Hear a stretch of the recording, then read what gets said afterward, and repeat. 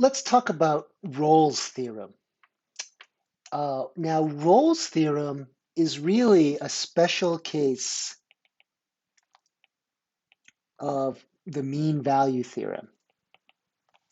And the mean value theorem is really the big theorem we care about in this section. But we're going to look at Rolle's theorem first to help us understand it a little bit.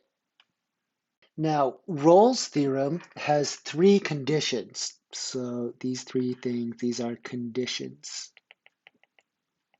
Okay? And the first condition is that our function f of x needs to be continuous on the closed interval AB. Remember, the closed interval means we're including the endpoints. The second condition is that f of x is differentiable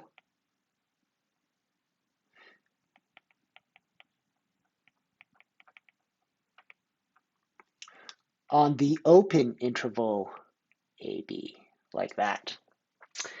And the third condition is when you evaluate your function f at each of the endpoints, then those y values are identical. So at the endpoints, they have the same y value.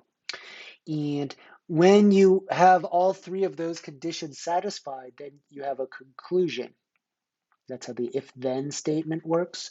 And our conclusion is there exists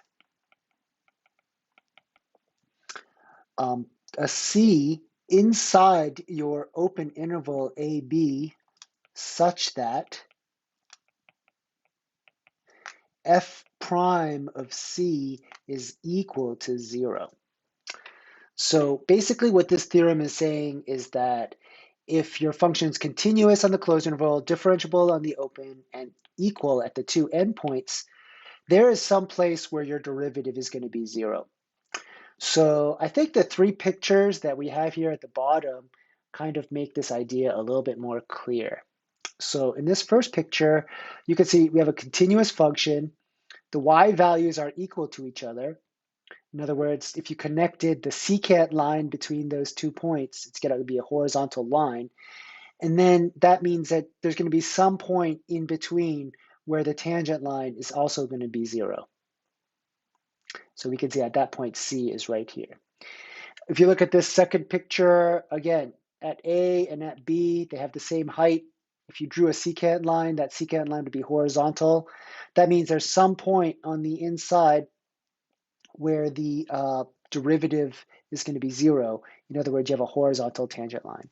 So maybe I should emphasize this means you have a horizontal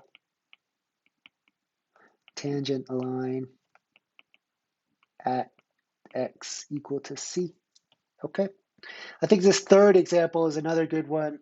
You have a continuous function. I can draw it without lifting my pen off the paper. It's differentiable on the inside. There's no vertical tangent lines. It's continuous, and there's no cusps or corners. And we could see that the y values of the endpoints are equal. So you have, if you looked at the secant line, it would be a horizontal slope.